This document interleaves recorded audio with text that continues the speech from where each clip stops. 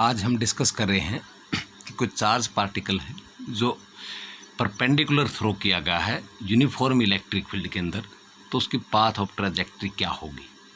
यानी show that trajectory of a charge particle in moving in a direction of perpendicular to electric field is parabolic. यानी हमने show करनी है कि वो जो पाथ कवर कर रहा है कोई charge particle uniform electric field में जो परपेंडिकुलर थ्रो किया गया है वो making an angle of theta, जो थीटा एंगल बनाया रहा है और वो भी 90 डिग्री का है, तो उसका पाथ जो होगा वो पैराबोलिक होगा। ये हमने शो करना है। तो लिख रखा है कि when a charge particle throw at right angle to the direction of electric field then charge particles accelerate along a direction of electric field with acceleration a. तो ए एक्सेलरेशन से चार्ज पार्टिकल आपका move करेगा। और बिल्कुल same topic है ये, आपने जो +1 में पढ़ा हुआ है प्रोजेक्टाइल के नाम से, में 2 डायमेंशन मोशन होती है। तो कोई इलेक्ट्रिक फील्ड हम कंसीडर कर लेते हैं, तो ये आपने पॉजिटिव प्लेट है आपकी, इसी तरह से ये कोई आपकी नेगेटिव प्लेट है। और कोई चार्ज पार्टिकल इस तरह से आपका मूव कर रहा है, तो जब वो यूनिफॉर्म इलेक्ट्रिक फील्ड में मूव करेगा तो ए एक्सेलरेशन से वो इस तरह से आपका मूव करेगा, यूज जाएगा।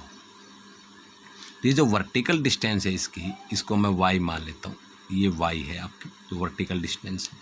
ओरिजेंटल जो है आपकी, ये जो u वेलोसिटी थी, इसकी इनिशियल वेलोसिटी u जो थी स्टार्टिंग में, तो ये मैं मान लेता हूँ x।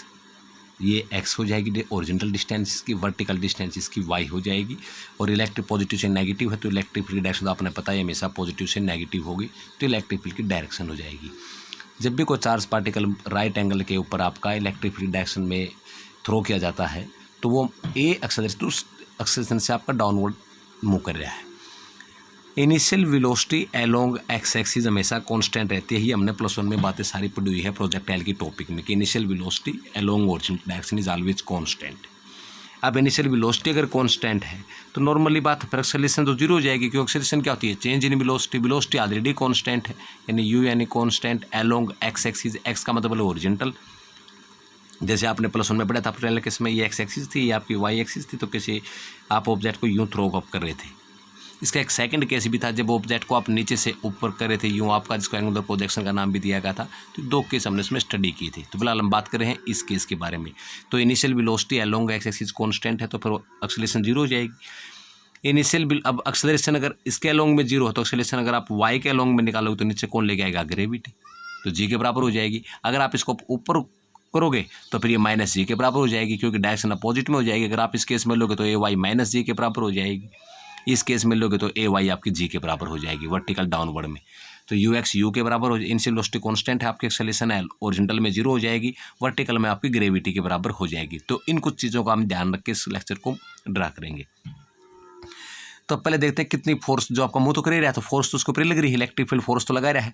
तो फोर्स कितनी लग रही है उसके ऊपर, force on A charge particle या फोर्स ऑन इलेक्ट्रॉन अगर सपोज कर मूव करें तो कितनी फोर्स लग रही है इलेक्ट्रॉन के ऊपर। तो फोर्स का तो आपने पता ही है, इलेक्ट्रिक फील्ड का फार्मूला क्या है, फोर्स बाय चार्ज। लेकिन चार्ज को तो आप क्या उससे दिखाते हो, यहाँ पर तो इलेक्ट्रॉन की बात करें तो इलेक्ट्रॉन की बात करें तो ई ले लेते हैं हम, तो यहाँ से हमने ई से रिप्रेजेंट कर दिया फोर्स पर यूनिट चार्ज। तो यहाँ से एफ निकालोगे तो क्यू इंटू ई, इतनी फोर्स लग रही है। लेकिन according to Newton second law, Newton का सेकंड लॉ कहता है कि force is equal to mass into acceleration. Force तो मास इंटू एक्सेलरेशन के बराबर होती है। इन दोनों इक्वेशनों को अगर आप रख रहे हो तो यहाँ से एक्सेलरेशन तो Q into E is, sorry Q नहीं है, ई इंटू ई। ई इलेक्ट्रिक फील्ड है, ई ये जो है इलेक्ट्रॉन का चार्ज है जो मूव कर रहा है आपका। तो यहाँ से आपने वैल्यूज निकाल दोनों को बराबर किया, तो e into E is equal to m into ए।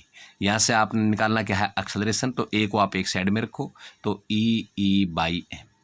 और y की क्योंकि ओरिजिनल में तो जीरो ही है, ऊपर से नीचे आ रहा है, तो मैं सिंबल के तौर पे y लिख देता हूँ, यानी एक्सेलरेशन अलोंग y एक्सिस वो आपकी निकल गई किसके बराबर, e into e by m के बराबर। इक्वेशन नंबर 1 निकल गई। फिर आपने देखनी है कि इसकी मोशन ओरिजिनल में क्या होगी, यानी motion along x axis. X axis के अलोंग में अगर आप मोशन निकालोगे तो इक्वेशन तो आपने पढ़ी है कि x बराबर है यू टी प्लस के हाफ ए टी का स्क्वायर। बात ओरिजिनल की है तो सिंबल के तौर पे आप छोटा सा पहचान के तौर पे आप लिखना चाहो तो एक्सेलरेशन अलोंग एक्स एक्सिस और initial velocity along x axis. तो x is equal to u x तो आपने पता ही है कांस्टेंट है, u के बराबर है, तो ये यू एक्स तो आपका u के बराबर ही आ जाएगा, u इंटू मट्टी का t रह जाएगा, प्लस के एक्सेलरेशन जीरो के बराबर होगी ओरिजिनल में, तो ये जीरो इंटू सारा जीरो हो जाएगा, यानी x की वैल्यू निकल जाएगी u इंटू टी। और अगर आपने t यहाँ से निकालना हो तो फिर हो जाएगा आपका x by you. x distance है ओरिजेंटल और u उसकी स्पीड है, तो कितना टाइम वो लेगा ये भी आपका निकल जाएगा। इसी तरह से मोशन अलोंग y निकालोगे आप, वर्टिकल में निकालोगे मोशन अलोंग वर्टिकल यानी y एक्सिस के अलोंग, तो फिर इक्वेशन y में चली जाएगी। तो y is equal to u t plus के हाफ a इंटू टी का स्क्वायर। वर्टिकल है यानी y के अलोंग में है तो हमने y लिख दिया पहचान के तौर पे। तो यू वाई इंटू टी, अब इनिशियल वेलोसिटी तो जीरो होगी, यू एक्स कॉन्स्टेंट है तो फिर यू वाई आपका जीरो के बराबर होगा। तो यू वाई आपका जीरो के बराबर हो जाएगा प्लस के 1/2 a y acceleration along y axis. भाई ये तो निकाल के आ रहे हैं ऊपर, कितने निकाल के आपने ई बाई एम, तो ये वैल्यू पुट करके उठा के यहाँ से E by m into t का स्क्वायर, यानी यहाँ से जो रिजल्ट आपका निकल गया E by t square into 2m। लेकिन टी खुद ऑलरेडी आपने निकाल रखा है एक्स बाई यू, टी का स्क्वायर तो इसका स्क्वायर कर दो तो रिजल्ट आ जाएगा आपका E by 2m into x square by u का स्क्वायर। यहाँ से सारा E by 2m into u square ये सारा कॉन्स्टेंट है आपका के का बराबर। ना इलेक्ट्रॉन का चार्ज बदला है, इलेक्ट्रिक फील्ड आपने प्रोवाइड करवा रखा है, मास हमेशा ही कॉन्स्टेंट रहता है, ये इनिशियल वेलोसिटी है, तो ये सारी चीज़ आपकी कांस्टेंट है। यानी ये जो y हम निकाल के आए हैं तो y इज इक्वल टू, इसको मैं के के बराबर दिखा देता हूँ, तो ये is equal to k constant यानी तो k इंटू में x का स्क्वायर, जो यानी y directly proportional to x का स्क्वायर, जो एक पैराबोला की इक्वेशन है।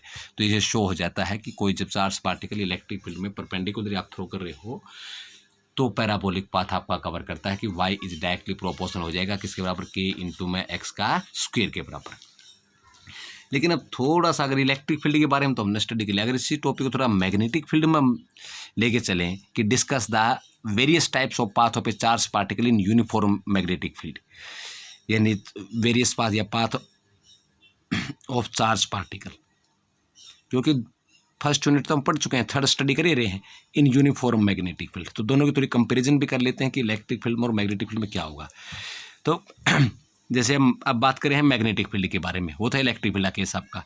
अगर कोई चार्ज पार्टिकल आपका मूव कर रहा हो along the direction of magnetic field, move along the direction of magnetic field, यानी कहने की बात यह है कि ये मैग्नेटिक फील्ड की डायरेक्शन है और आपका चार्ज पार्टिकल भी इसी डायरेक्शन में मूव कर रहा है विद वेलोसिटी v, तो उस स्टेज के ऊपर जो फोर्स होगी आपकी, वो क्या फोर्स हम निकाल के आए थे बाई चार्ज पार्टिकल, क्या वी भी साइन थीटा के बराबर, थीटा 0 डिग्री का है, साइन 0 0 हो जाएगा तो फोर्स आपकी 0 हो जाएगी। इसका मतलब ये हुआ कि वो जो पाथ कवर कर रहे हैं वो पाथ आपका स्ट्रेट होगा, स्ट्रेट होगा, चाहे वो पैरेलल हो और चाहे वो एंटी पैरेलल में हो, पैरेलल में भी हो जाएगा। और अगर वो एंटी पैरेलल मूव कर रहा है एलोंग की बजाय अपोजिट टू, अगर केस इसका opposite to direction of magnetic field है, अगर सपोज करो मैग्नेटिक फील्ड के अपोजिट में मूव कर रहा है, यानी पहले पैरेलल का केस था अब एंटी पैरेलल हो गया, तो भी थीटा 180 का और साइन 180 भी 0, तो इस केस में भी फोर्स आपकी 0। तो इसका मतलब ये हुआ कि चाहे पैरेलल हो चाहे आपका एंटी पैरेलल हो, दोनों केसों में आपका स्ट्रेटली मूव करेगा चार्ज पार्टिकल। लेकिन अगर थीटा आपके पास 90 डिग्री का हो जाता है, अगर 90 डिग्री के ऊपर हुआ आपका, तो उस स्टेज के ऊपर जो पाथ होगा किस तरह से होगा आपका, अगर सपोज करो ये कोई आपका मैग्नेटिक फील्ड है और 90 डिग्री के ऊपर है ना, तो फिर कुछ यानी सर्कुलर पाथ ये अटेन करेगा इस तरह से, ये इस तरह से जो सोलेनॉइड केस में पढ़ गए थे, तो इस तरह से तो 90 डिग्री एंगल आपका बनाएगा, यानी ये v वेलोसिटी से ये मूव कर रहा है आपका, तो विद वेलोसिटी v। तो इसी तरह से फिर हो जाएगा, ये आगे टर्न्स आ जाएगी, फिर टर्न्स आ जाएगी, फिर टर्न्स आ जाएगी। तो कहने की बात अगर थीटा 90 डिग्री का है तो फिर सर्कुलर पाथ अटेन करेगा वो आपका जो चार्ज पार्टिकल मैग्नेटिक फील्ड में मूव कर रहा है परपेंडिकुलरली। और अगर थीटा ऐसी सिचुएशन में आ जाता है कि 0 से तो आपका बड़ा है और 90 से आपका छोटा है, तो उस केस के अंदर अगर ये आपका मैग्नेटिक फील्ड की डायरेक्शन थी तो चार्ज पार्टिकल जो किसी भी एंगल पे जो इसको क्लियर कर रहा है आपका, यानी 0 से बड़ा है और 90 से छोटा है, तो उस स्टेज के ऊपर चार्ज पार्टिकल आपका कुछ इस तरह से फिर वो पाथ फॉलो करेगा यूँ, इस तरह से। तो इसको बोलते हैं, फिर आप एलिक्स भी बोल देते हैं इसको, या फिर इसको नाम दिया गया है स्पाइरल बेंडिंग का। जैसे स्पाइरल बेंडिंग होती है, नोट्स के आप फोटोकॉपी करवाने के बाद आप करवाते हो बेंडिंग उसकी, तो स्पाइरल बेंडिंग या सेपरिंग बेंडिंग इसको बोलते हो एलिक्स के रूप में। तो अगर वो एंगल आपका इसके दोनों के बीच का है, 0 से बड़ा है 90 से छोटा है, तो एक एलिक्स पाथ कवर करेगा आपका, या स्पाइरल बेंडिंग की तरह करेगा। थीटा अगर 90 डिग्री का है तो सर्कुलर पाथ अटेन करेगा। अगर वो चार्ज पार्टिकल पैरेलल और एंटी पैरेलल में मूव कर रहा है तो फिर वो स्ट्रेट लाइन में ट्रेवल करेगा। तो पाथ यहाँ पर स्ट्रेट भी है और यहाँ पर आपका सर्कुलर है और यहाँ पर आपका एलिप्स या फिर स्पाइरल बेंडिंग है मैग्नेटिक फील्ड में। और हम इलेक्ट्रिक फील्ड के बारे में पढ़ गए थे कि जब वो 90 डिग्री पे इसको एक्सलेट किया जा रहा है तो एक पैराबोलिक पाथ कवर कर रहा था, जबकि यहाँ पर वो 90 डिग्री के ऊपर पाथ कवर कर रहा है कैसा आपका सर्कुलर। तो ये थे दोनों की कंपेरिजन भी।